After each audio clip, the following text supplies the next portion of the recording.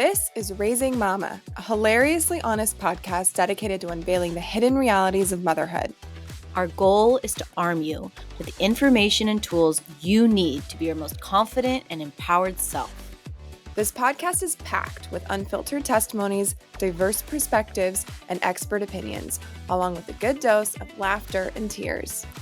Leading you on this journey is my best friend, Megan Stander, who is a CEO, passionate maternal health advocate, and mom of 2 daughters. Alongside me is my best friend, Chelsea Ledson, who is a mother, wife, and registered nurse with her master's specializing in women's health.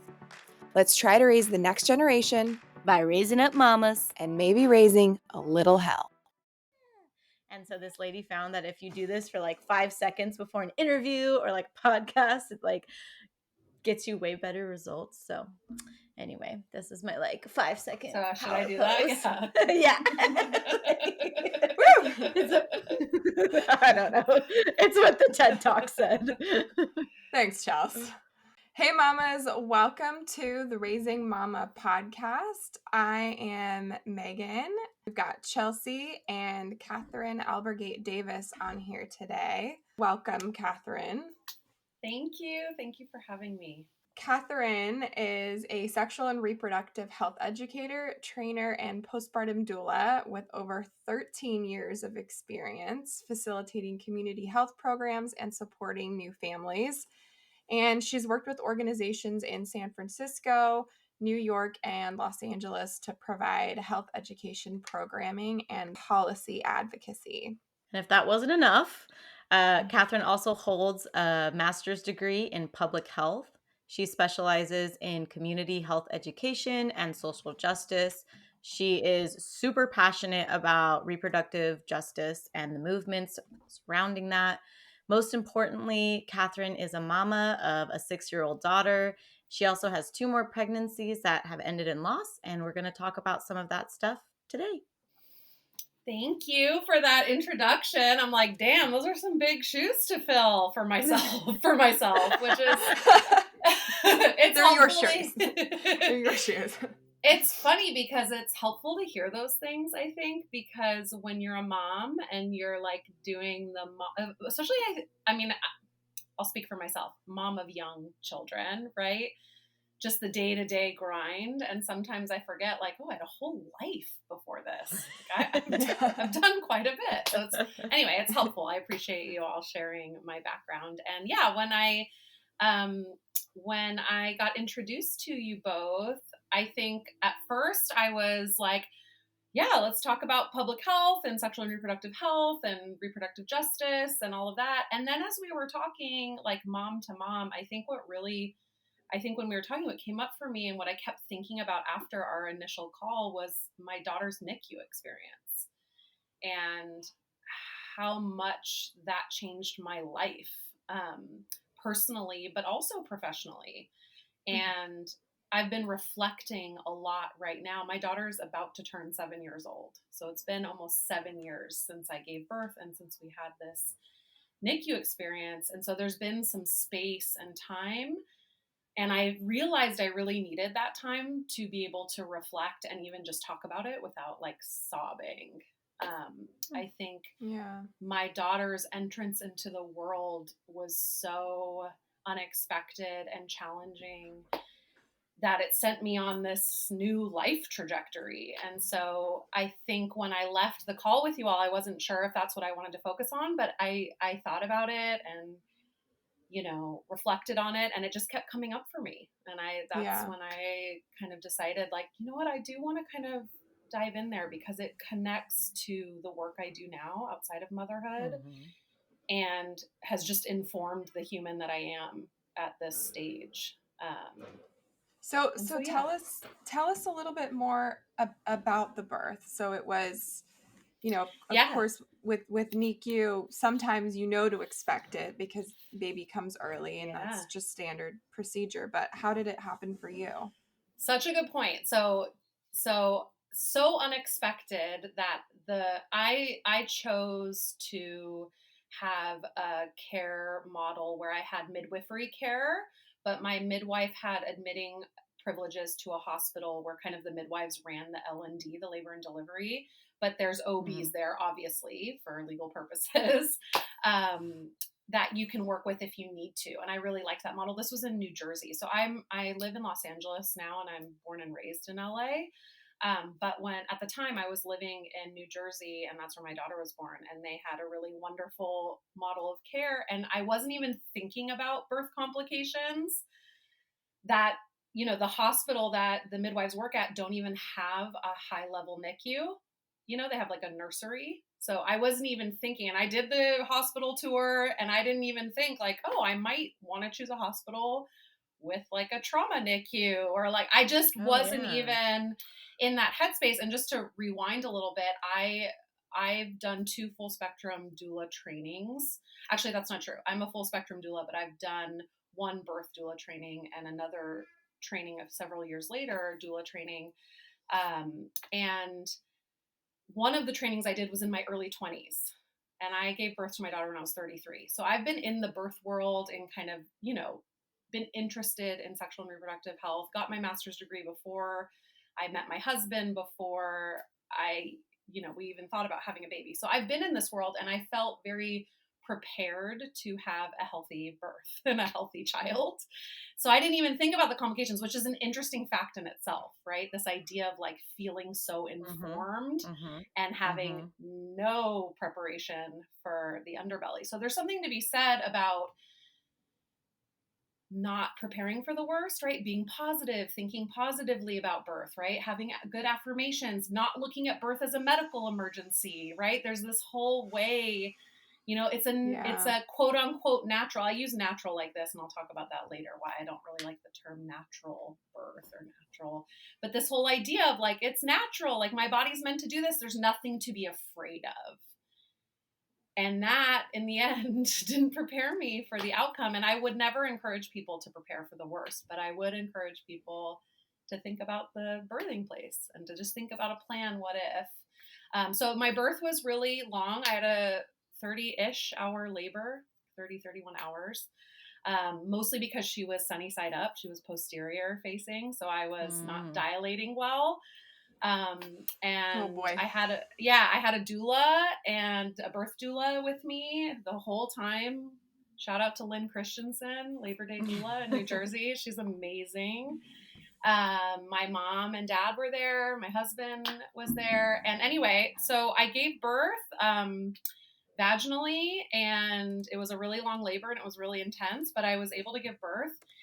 And Wow. after I had 2nd degree tear in my perineum, which I wasn't even like conscious of at the point. But right when my daughter came out of my body, the nurses, who were amazing, looked at me and were like, "We're so glad, we were about to take you to the OR for an emergency C-section."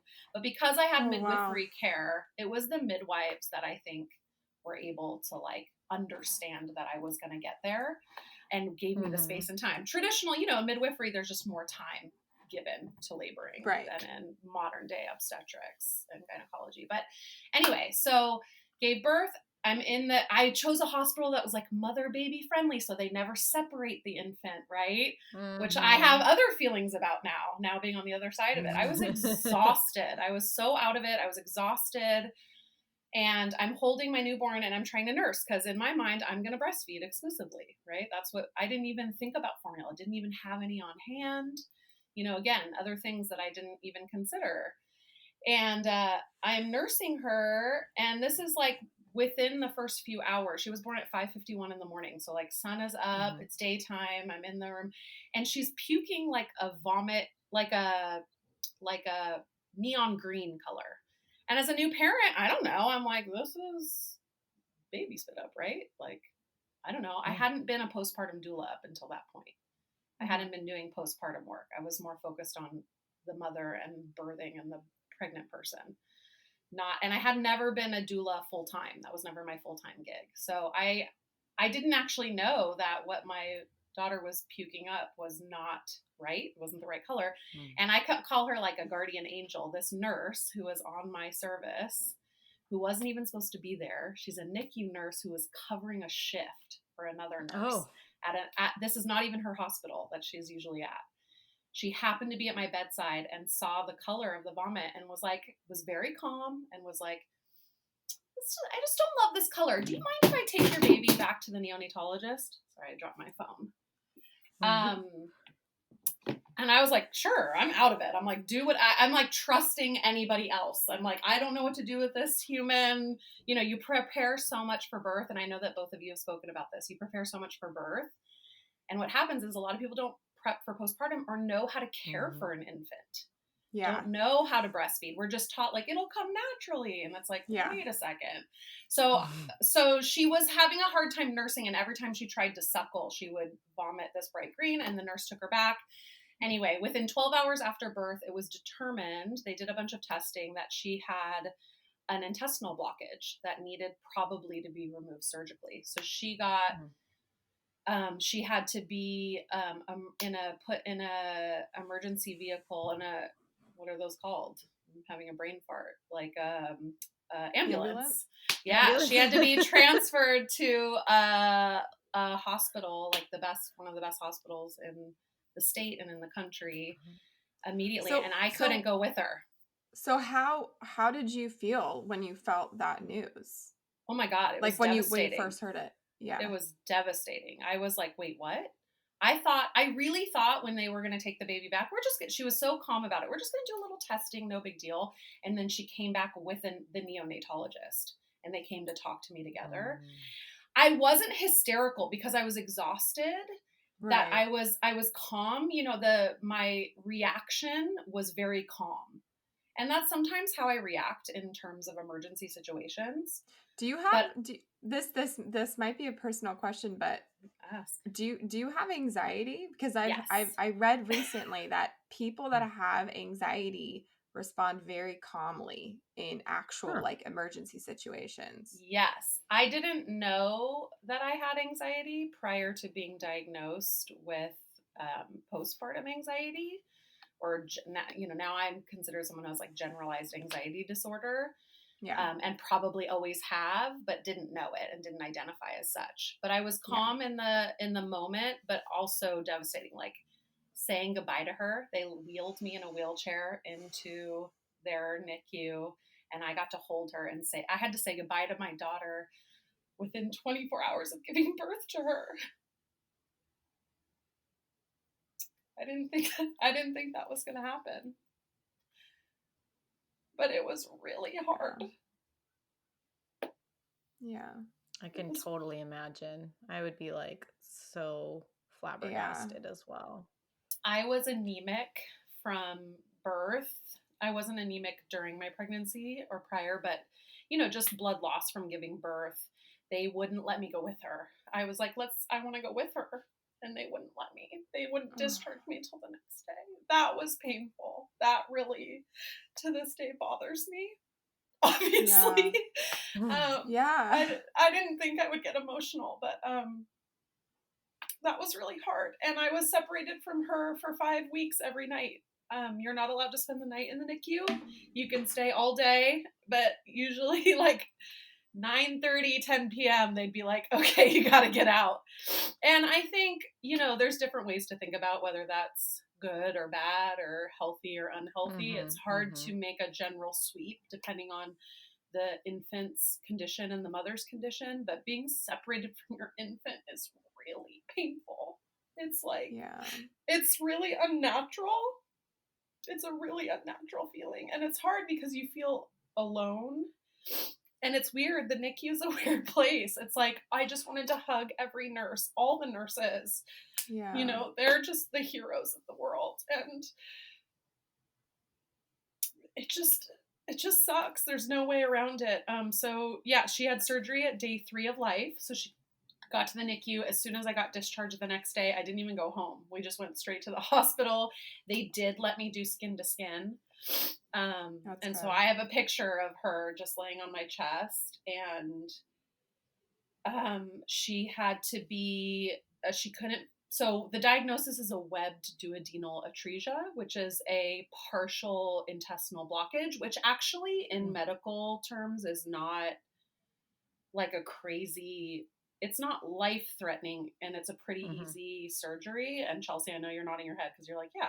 So like all the nurses, the medical staff were like, she's going to be okay. But in my mind, I'm like, my baby's going to die. Mm-hmm. Like it's Well, I hard mean, they're because so tiny and like, I know, I know. I And mean, they're, That's how do what you they? think anyway. When you bring your yeah. baby home and they're just sleeping, you're like, what's wrong? Like I Yeah, think it's just Yeah. Are a you breathing? common thing that happens. Yeah, like to any mom that they're so fragile, you're just especially your terrified. first. Yeah, Yes. When you don't know, you don't know yeah. what you don't know. So she was diagnosed day 1 or day 2 of the partial duodenal atresia. We met the surgeon. He was like, we're going to do surgery tomorrow. So day 3 of life, she had her surgery. And I'll never forget, I have a terrible memory. I really do. I have but trauma is interesting that way. It's like I can see pictures of what I was doing. I was knitting the whole surgery. It was just my mom, my dad, and me and my husband in the little Hmm. waiting room. I lived in that waiting room. We would bring food in every day, so the surgery went successfully. I'm in love to this day with her surgeon. I was like, are you single? Who can I hook you up with? Like, you saved my daughter's life. Dr. Silver, shout out to the NICU surgeon, Dr. Silver at Hackensack Hospital. He's like, I'm married with 4 kids. I was like, okay, right. Yes, you are. Good for you. I love how that's his reward. I know. I was like, what can I do for you? Like, I would be like, can I make you a cake? I was like, I need you to be in my life. Who can I set you up with? Like, Okay, that makes more sense. There you go. Anyway, and she survived, and she's like an amazing, hilarious, healthy 6-year-old. So like, moral of the story is she is fine. I, however, am like scarred for the rest of my life, and I'm trying Yeah. I'm trying to use this experience as an opportunity to not only transform my life for the better, but also really reflect on what this means for like greater society and other people who don't have the same privileges as I do. And what does this mean for what I've learned about mental health and maternal mental health, postpartum, and trauma, and NICU PTSD, and all these things I've started to learn about, some more slowly than others. I'm still learning. It took a long time for me to even recognize that I was having postpartum anxiety. So she spent almost 5 whole weeks in the NICU. I couldn't feed her because it's an intestinal blockage. So she had to be given food intravenously. She had to be given like lipids and Chelsea, all the words better. TPN. So she couldn't eat for a month. So I really wanted to breastfeed. So I pumped every 2 hours, day and night, for 5 weeks straight. So I was cuckoo, like obsessive. I obsessed over it because it was the only thing I could control. So my parents, like my dad, who is like the most gentle, loving kind of man, who probably would never talk to me about my body, but sat me down one morning. My parents stayed until she came home from the NICU. My dad sat me down one morning. Everybody asked me, and I'll never forget my dad being like, maybe you should stop. Like, you need to sleep. Maybe you should stop pumping. And I was pumping nothing, like milliliters, right? Like droplets. But I was like, you guys, I appreciate you. I know you want me to stop, and I can't. Like, it was the only thing I felt I could. That's what you want to do. You want to feed and hold your baby as a new mom. Yeah. That's all you can really do, right? Besides change their diapers, is hold your baby and feed them. And I wasn't really allowed to do much of either. So you were still getting the no sleep part, so you got that experience. Yeah. And it was horrifying, right? It's like horrifying to, every morning I would wake up and call the nurses station to get the checkup from the overnight nurse, because nurses do shifts in 12 hours. So like the 7 p.m. to 7 a.m. I would wait to see the 7 p.m. nurse. I had a whole ritual. I had a whole kind of, now when you look back at it, it's a little psychotic. The NICU gives you a little pink journal or at least the NICU that I had, the lactation consultant gave me like a little journal, a paper journal to track my pumping. And oh my God, I religiously marked it. Made notes, and then my daughter's name is Bowie. She came home. Months went by, and we ended up moving back to California, to my hometown, when she was like 8 months old.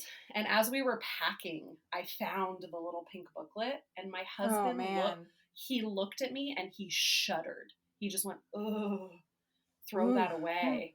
He did. He had like a physical, and he was like, "Throw that away." And I was like, "Absolutely not. I still have it.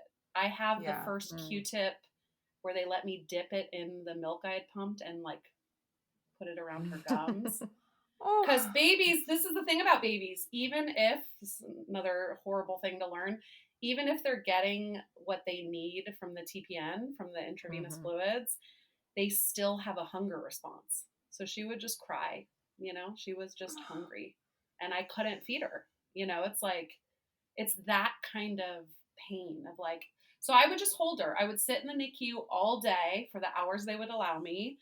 I would pump every 2, and I would just, for as long as they would let me, I'd let her just sit on my chest. And she wouldn't cry when I got to hold her, but at night was really hard because she was hungry and she wanted to be held, and Yeah. I wasn't allowed to be there. So that was really the hardest thing I've ever been through.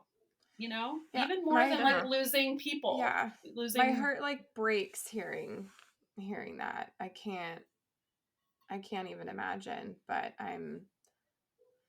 I'm picturing it, and that sounds god awful, honestly. It Um was.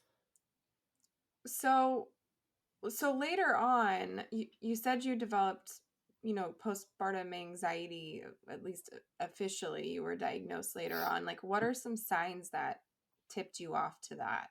That's a great question. So once Bowie came home, I just was in love. So like my whole postpartum experience wasn't bad. It was really hard the first 5 weeks. Once she came home, and like the months, once she was home and like healthy, and we had our first couple checkups with the pediatrician, and like I knew we were on target. We got onto formula. I had to learn about combination feeding.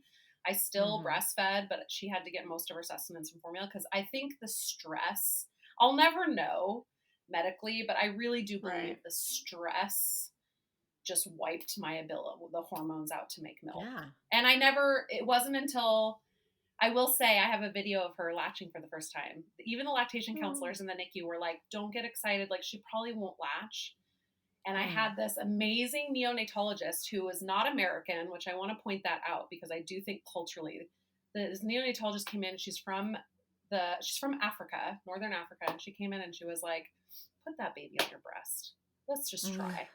And Love she it. did. She's strong. My daughter's strong, and she latched. So we actually nursed, and used formula bottle feeding till she was 10 and a half months old. So that feels like a huge win for me. Yeah. Yeah. Until she wanted to stop. So anyway, I just want to say, like, after she came home from the NICU and the months in between coming home from the hospital and moving back to LA, I was in love. Like, I was actually happy. I was actually isolated a lot. I mean, you're isolated in new motherhood anyway, but I think my reaction to her being in the NICU, I just wanted to take care of her by myself. I just wanted to be with her alone all the time. I felt like I wasn't conscious of that, but in reflection, I realized that like I just wanted to be with her all the time. So there was a lot of happiness, and I met a couple of moms from my prenatal yoga class that checked in on me. Thank God for the moms. Moms are just the best. They just are. Yeah. I just shout out to all the moms out there, because Yeah. past, present, and future. Yeah. Because there's something like this woman I met at a prenatal yoga. Like, we barely knew each other, and she was a second-time mom when we met in the yoga class. She like texted me. She's like, weren't you due? How are you doing out there? And like, I ended up hanging out with her for 6 months straight, just at her house. We would just sit and like nurse our babies and like drink a beer here and there and just like hang out, take stroller walks. Like, it made all the difference. So there was a lot of joy in my daughter's first year too. But it wasn't until when I got back to LA, we moved here when she was like just turning 8 months. And I was so happy to move back to LA. Like, love the East Coast, but knew it wasn't the place for me. I was really happy to be back in California. I was like surrounded by like some of my closest childhood friends. felt like closer to my parents, closer to just my identity, kind of like I Mhm. just felt, and I don't know, just as the weeks crept in, I just started feeling really anxious. And to answer your question, sorry, Megan, that was so long winded, It's is all like, part of it. It's all, yeah. Please share. is like, it's like I couldn't stop thinking about the NICU. As we got closer to her first birthday, I just kept reliving those moments, and I was crying a lot. I'm a crier, as you all know now. I'm a crier. Like in life, I'm a crier. Always have been. As a child, adolescence, like I let it out. I Perfect. let It's it better. out. It's better to let it out. Believe me. I'm I've trying to Mhm. always train myself to cry right now. Mm. Oh, we'll have to maybe have some sessions. It's Yeah. really Kidnap. I've yeah, exactly. Just drop a pin right there. Yeah. Yeah. I cry a lot. I've always been a crier. I've been like, labeled as like a sensitive person. I'm very sensitive. So I have no problem crying, but I was really extra weepy. Like crying every day when everything was fine. That was a Mm. signal to Mm. me. I was like, why am I so sad right now? I remember like every day that got closer to her first birthday, I just was like worried. I just kept thinking about like her dying. And Oh, yeah, it just was like really a lot of dark thoughts, a lot of worry, that felt out of character for me. I'm a planner by nature, which is what signaled my therapist in the last few years to say like you probably always had a low level of anxiety. Like Mm. being a planner as a child is not like I just was labeled as like, oh, you're just a planner, and she's like, well, right. But that as a was probably child, like, yeah. So it was more than that. It was like dark thoughts when my daughter was healthy and okay, and it was like Mm. her yeah, going to her first year checkup and everything being fine, and then dropping her off at daycare and just bawling right. like everything's fine. Why are you upset? So I Yeah, had like talked to a it's a conditioned response. I'm learning about this too. Like you have to hmm, think, is this a real emotion that is actually actively related to the situation physically right now? Or is this like a conditioned response because of something that like happened to me in the past? exactly. Mm. Yeah. That makes Yeah. I so know much it sounds sense. like the way you describe postpartum anxiety is for you, you noticed you were like weeping more than usual. And it almost sounds like impending dread or doom when Doom. Yes. there was Yeah. no reason for it to happen. In fact, things were going really well. And then sort of just that like the dark thoughts, the dark cloud. I feel, I think that's really interesting to hear because that it happened 8 months after all the screen. You would think that Exactly. those would Yeah. be the experiences you'd have maybe in the NICU, but it came so much later, and it came when you were in your happy place, near your friends, near your parents, Yes. dropping your kid off Baby's to good. school. Yeah. Yes. Yes. That's So the it weird really part. can just kind of it almost like it can come out of nowhere and catch up with you. And maybe like God, like you're right, it really is so important to check in with people like your yoga person or whatever because you might just think, okay, like they got over it or like they're looking Yeah. good Like they're or they're back fine. with their Yeah. yeah, and it's interesting because what you're describing is pretty personal experiences like from an outsider's perspective. I don't think I would know like oh, she's crying in her car by herself or she's having these dooming thoughts. Like, I bet there's a really good way that you could go around and no one would even overtly notice if they didn't overtly ask. Totally. And you're isolated as a new mom, right? I was working very Mhm. part-time from home. That's when I started my consulting career, is after my daughter was born, out of just like, happenstance and circumstance. So I wasn't like seeing a ton of people all the time. But yeah, on the outside, like everything looked good and everyone was happy for me. And, people did check in a lot in the beginning. And I was having all of those Mhm. feelings in the beginning, but you're also in survival mode. You're just like doing what you Mhm. need to do Mhm. every day. I'm just at the NICU. I have my program. I go. I was very sad, but then you just go. And then, yeah, it's like when I got home to my, like you said, my happy place where everything was safe, I couldn't relax. I was waiting for the next bad thing to happen. That's what it felt like. Mm. When is the other shoe going to drop? Like she's healthy, but then like what's going to happen? And I'd gone through all the hormonal transition, right? So it's like a year out. I'm not. Mhm. You can attach some experiences to the physical transition that's happening postpartum, early, immediate postpartum with the cascade of hormones that are happening, but that's not happening. I'd been done nursing, so I'd gone through that hormonal transition. Why was this happening? And I had it really wasn't until I'm so grateful, my longest friend, her name's Brittany. We've known each other since second grade, which is I love really how special you to think smiled about. when you said her name. Yeah. I love She's that. she's family, right? Like we've been friends since second grade, and my daughter's in first grade. So like I'm just thinking about the friendship she's having now. Aw. It's really special. And her and I, she's actually up north in Northern California, and she and I were talking on the phone, and I was telling her all this. I was like, I don't know what's wrong. Like, what is wrong with me? And she said something that changed kind of everything for me, which was, I wonder if now that you're safe, like now that things are good, you're finally letting yourself feel everything from the beginning. I wonder if your brain is now, like your nervous system, you're like, yeah, just like now, because you're just in That survival just gave mode. me chills. And I was like, Yeah. whoa, I just hadn't even, listen, I've gone to college twice, ladies. Like, I'd never even considered that. I'd never even considered, Yeah. I wasn't very educated in mental health, certainly not as much to the extent as I am now. And I went, whoa. And she kind of encouraged me to talk to somebody. And that's when I decided to seek out a therapist. And that was my first entrance into, not the first time I'd ever seen a therapist, but it was the first time I explored kind of postpartum therapy and specifically working through my NICU PTSD, getting a diagnosis, having the opportunity to speak with a professional about what I have just gone through. Yeah. And I think it's important. Oh, go ahead. Go ahead. I was gonna say, did you find like useful tools, or was it time, or was it talking it out, or like did you have some grand epiphany? Like if there was someone listening and they were going through this and they're like, "Ooh, I kind of identify with that." What do you think if you were to give them like the cliff notes of like, this is what my therapist said, here it is for free. Yeah. Like what do you think could help others, or what helped you?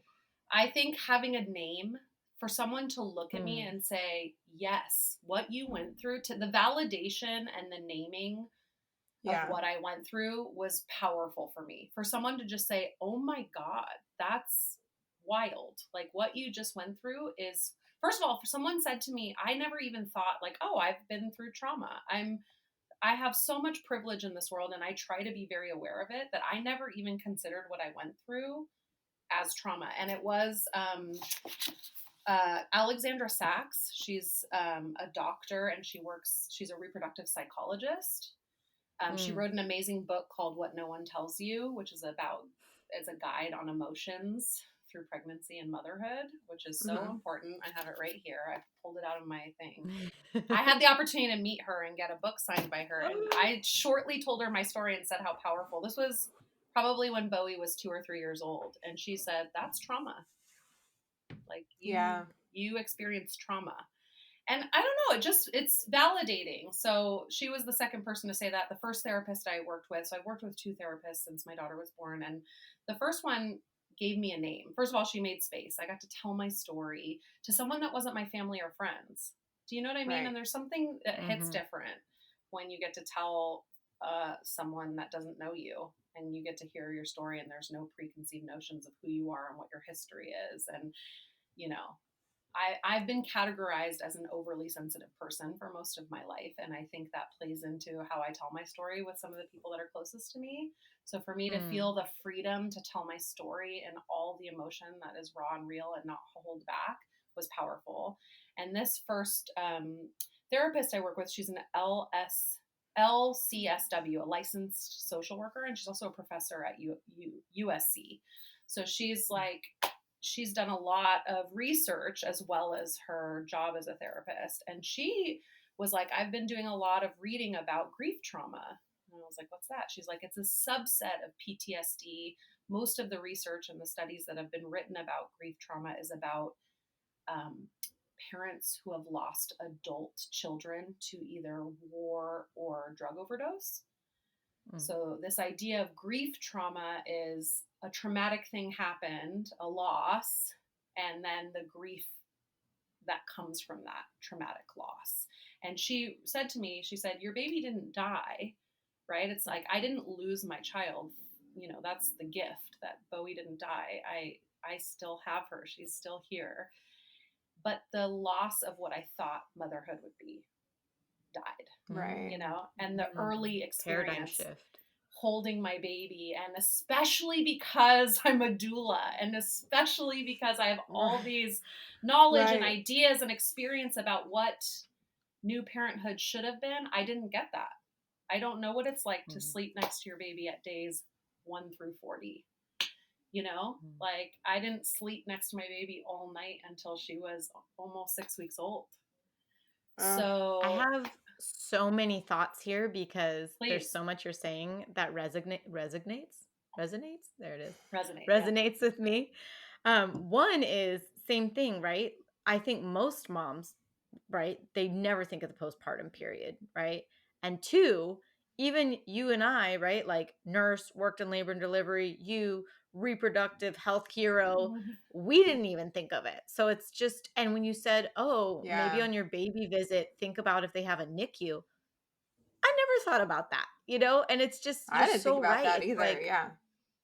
you go through it sort of, maybe at best, rose colored glasses, or maybe what we'd call ignorant, you know, naive. And I think what's so interesting is when you're talking about anxiety, someone told me this at a wedding the other day, and I was like, whoa. It was this guy at this wedding, and he just was like, I don't know why. We had like 7 drinks. He sat down and he was like, I was, he was all, I was talking to my therapist and Love he it. told me something. I'm this Yeah. person at weddings. This is me.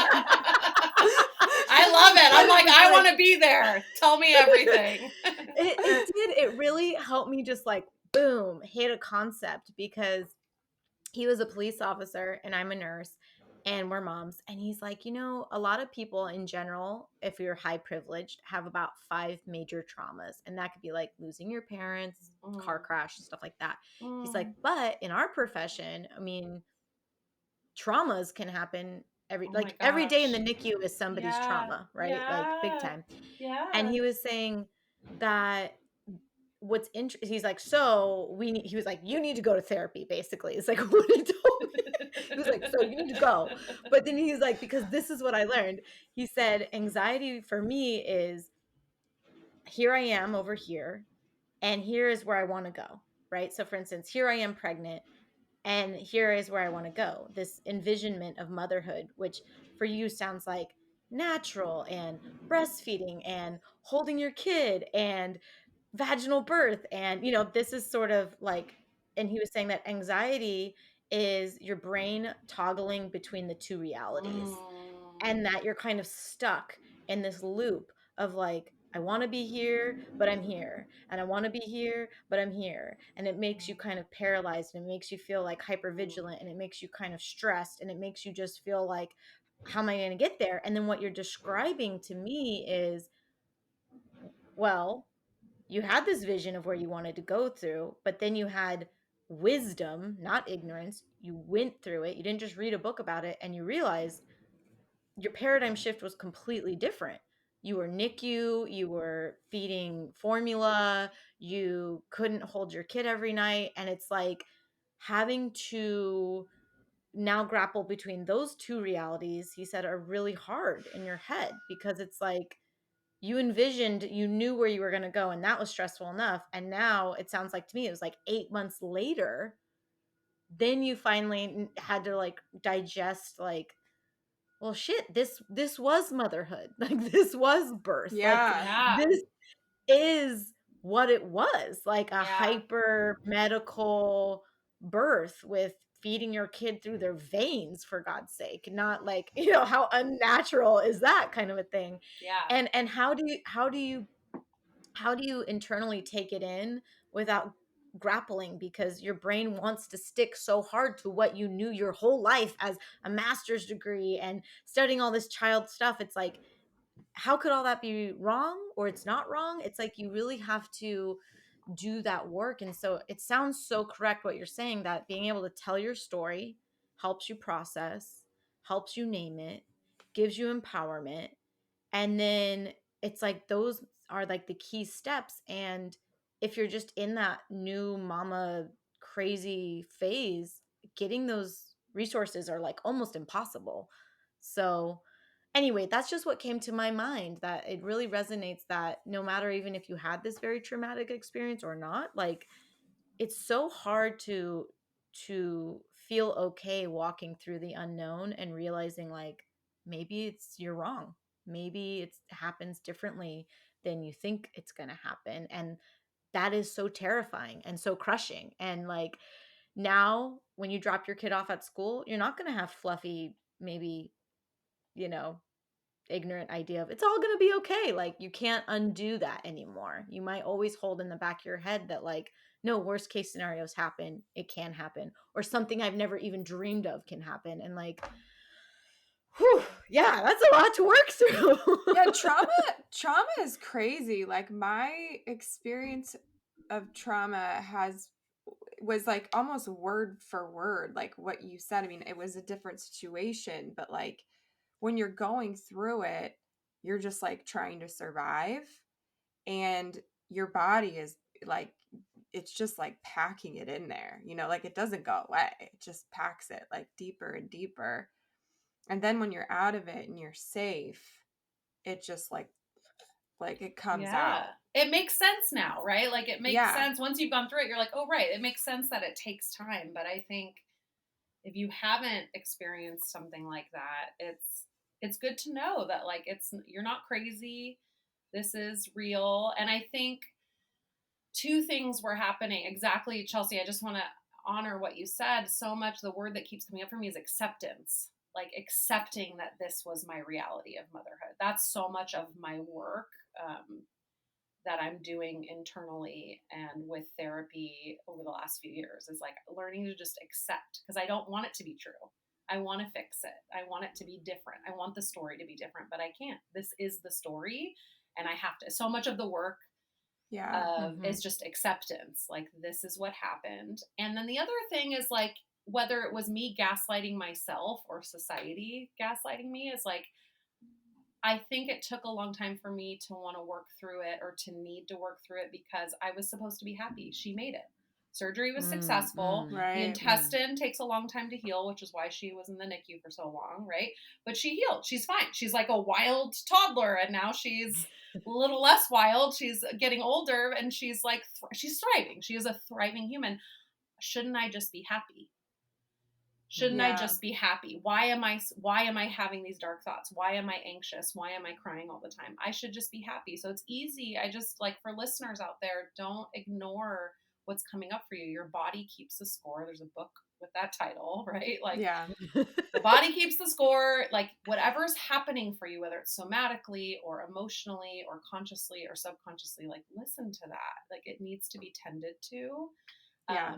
It's trying Yes, to you tell can you be. something. Yeah, and like yes, I am happy that my daughter's fine, and this horrible thing happened, and I need to put it somewhere. I need to do something with Mhm. it, as my body and my mind were just reacting. So I'm really encourage people to, even when they're pregnant, like set up, if you don't already see a therapist, like be prepared, do some research Mm. now, have your partner, have your parents, give someone the job to just have somebody, have a number, have someone you can call if you're struggling at any point postpartum.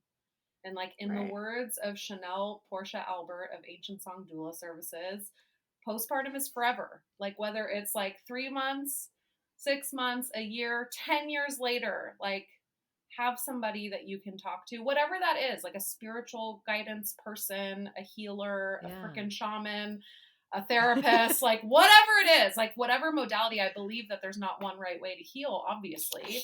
But Yeah. I wish, I wish more people would prepare. And that's been some of my work that I've been able to do now postpartum, now that I'm on the other side of it, and now trying to like formulate my career again. I've been able to say those things to new, now I am working with new parents, and that's been really Yeah. healing too. So that kind of brings me to the next question. So how has your personal journey, with postpartum anxiety and traumatic grief, how has that influenced your professional work now in reproductive health? So I tried to quit my job when my daughter was born. So first of all, I was working in New York City at the National Institute for Reproductive Health, and which was an amazing 5 years of my career. The 5 years I worked there, I got to run a program called the Torch Program, which is a program that's no longer, unfortunately, but it is a program where high schoolers we would pay them. It was a paid job to train them to be peer sexuality health educators. So I did a lot of work prior to being a mom. A lot of my professional work after I got my master's degree was actually in like um, trying to prevent pregnancy, and or Mm. if you are a young parent, supporting young parents. Like it was more about like I was working more in the sector of like women's rights, reproductive health rights, sexuality education, adolescent sexuality. I was way more in Mhm. that world actually when I got pregnant. And then, I had 12 weeks of paid family leave through my job. And my daughter came home at 5 weeks. And I was like, there's no way. There's no way I'm going to put her in Mhm. daycare Yeah. for 11 hours a day because I took the train into the city to commute. Like, Yeah. I'm not, this was prior to the pandemic where there was like no such thing as hybrid working. You didn't work from home. Right. So Mhm. I remember I brought my new baby into the office to meet my coworkers, which were like family at the time. And I met with my supervisor and I was like, yeah, I can't come back. Like, I'm sorry. And I can't come back after 12 weeks. Like, I can't do it. I didn't even know financially how I was going to make that work, but I just was like, I'm You not just doing knew. it. Yeah. I just, I Yeah. just couldn't.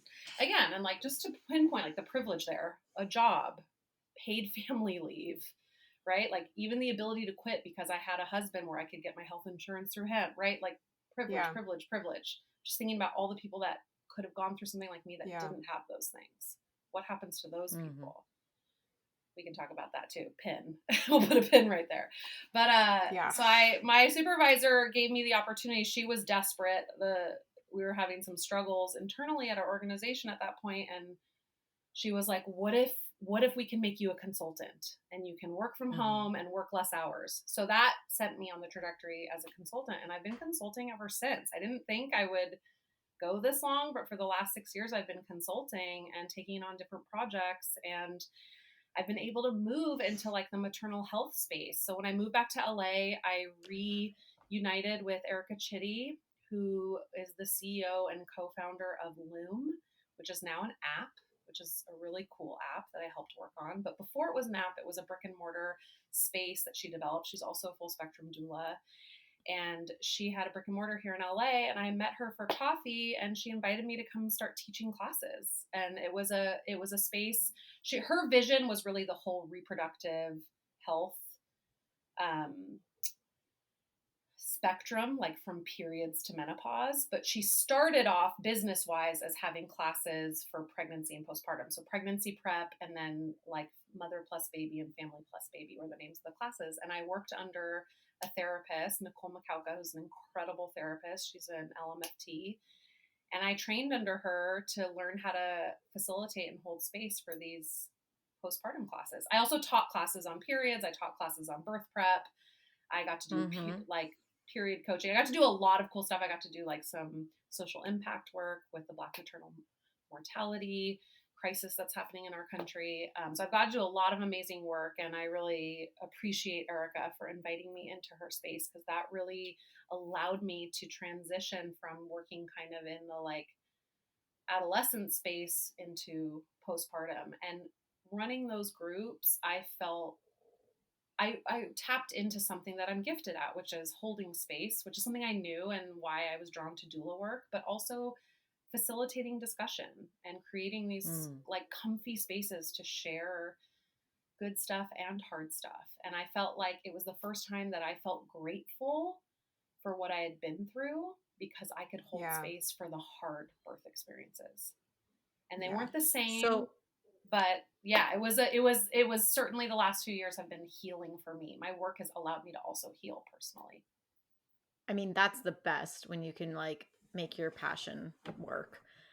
If people wanted to find you, or like, do you teach classes specifically, or like, what Yeah. is it, I know that you're also like really into getting this like really healthy, awesome formula off the ground. Oh Like, my gosh, what's the best way? People are I'm like resonating. They're like, yes, this woman's got I'm it. terrible. You guys, I don't even have a website. Like the person who hired me at Bobby, which is an infant formula company, I'm also running sessions for them. Um, Same thing. She's like, let's like post on our social media, like where they, and I like, my social media is private. It's just pictures of my family. Like I don't have a consultancy website. You can find me on LinkedIn. Got it. Okay. Message me on LinkedIn.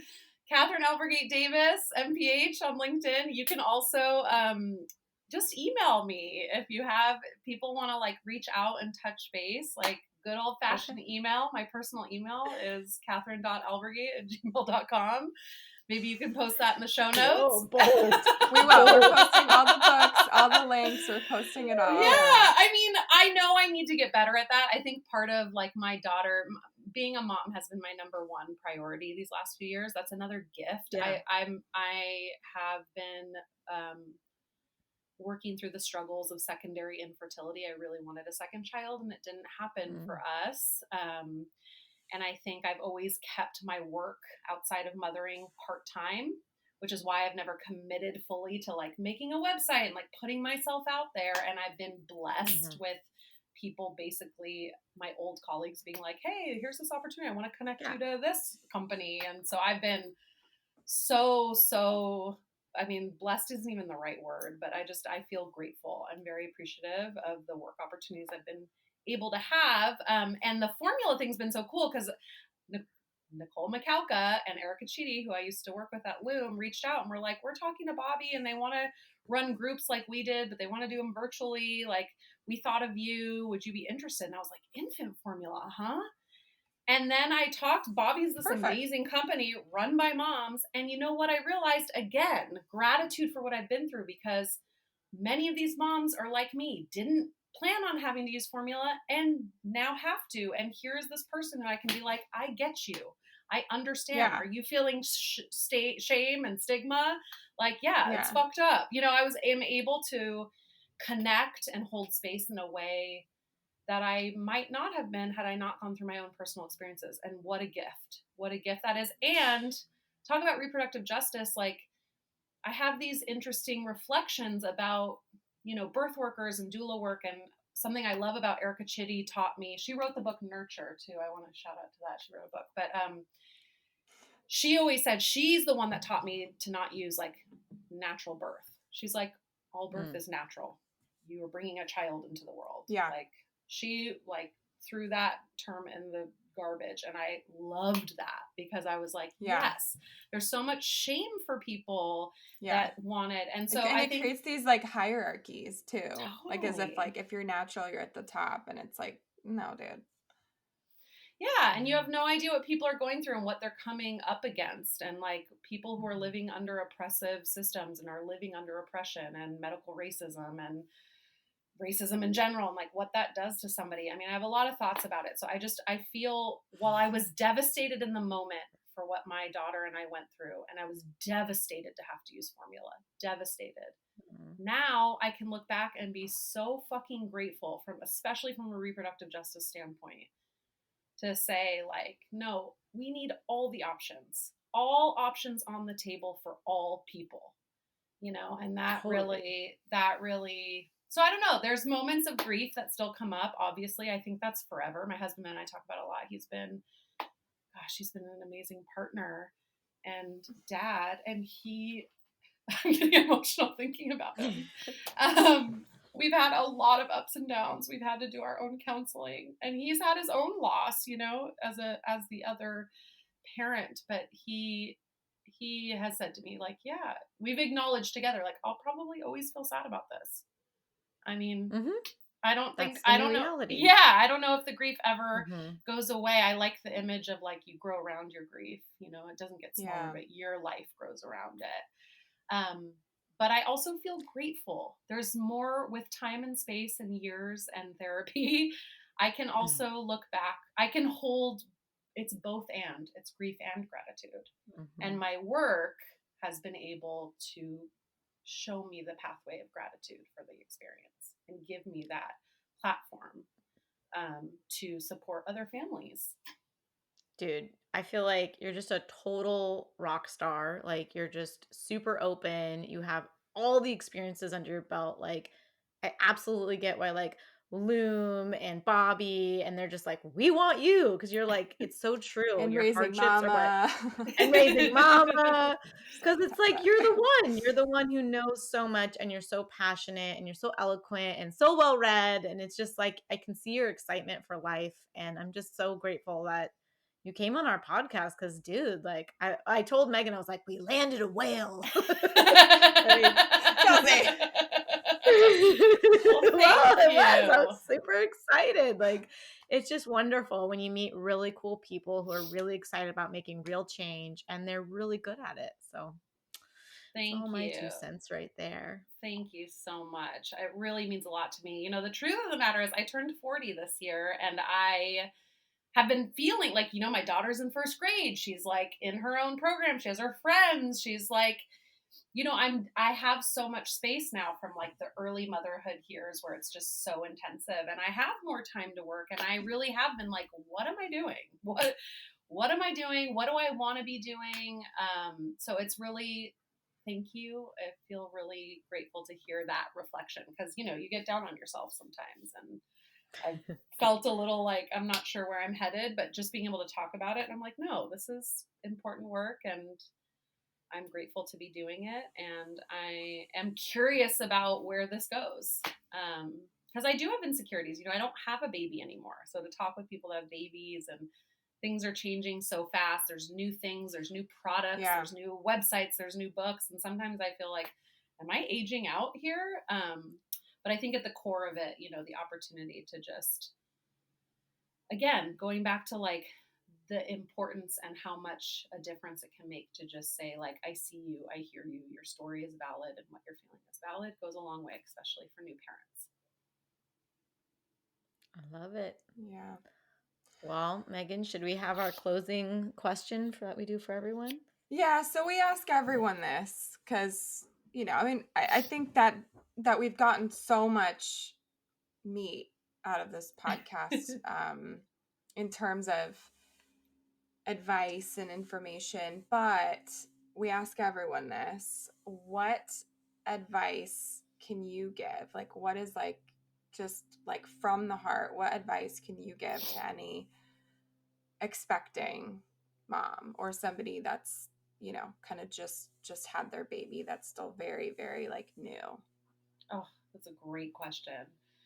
I would say like dig into postpartum prep, even if you've already given yourself, even if you've given birth, you know, even if you're already in postpartum, like make some space and really like really love yourself as hard as you can in your postpartum. And when I say love yourself, I mean like prepare, like what in the best way, whatever you've prepared for in your life, a test, school, your wedding, whatever you've like put all your energy into, please do that for yourself for postpartum and give tasks to other people to do that for you because you can't get that time back and like your physical body, your brain, your nervous system like needs to be tended to even if you had the most perfect birth that you wanted and you're loving postpartum and you're healing well, like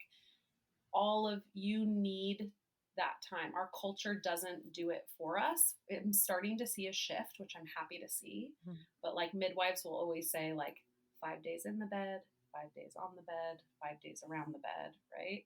I didn't get to do that. I had to go, I was traveling. There was no tending to my postpartum body and needs. So, like, if you're pregnant, please, like, think about how are you going to stay in the bed for 5 days? How are you going to get food? Who's going to be there? Who are you going to call when you're having a hard day? Like, think about those things now. Because birth happens and then it's done, but postpartum is forever. So tend to yourself. Awesome. Yeah, Well, thank so you so perfect. much for talking to us and, sharing your experience. And yeah, it was awesome. Thank you. I have to say, like, spiritually, from a spiritual perspective, it feels really meaningful to share this story as my daughter's about to turn 7. The Yeah. number 7, I think, in a lot of different cultures. I was raised with Hmm. Buddhism. I was raised as a Buddhist. So, like, the idea of like 7 generations forward and 7 generations back, you also see that in some indigenous cultures.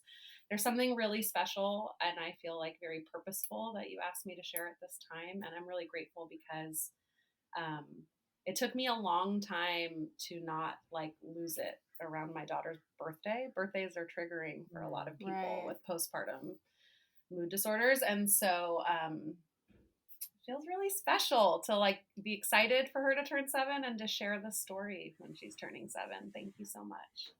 And we'll put all the resources also up in the bio, all the books that you referenced, and your email address with permission.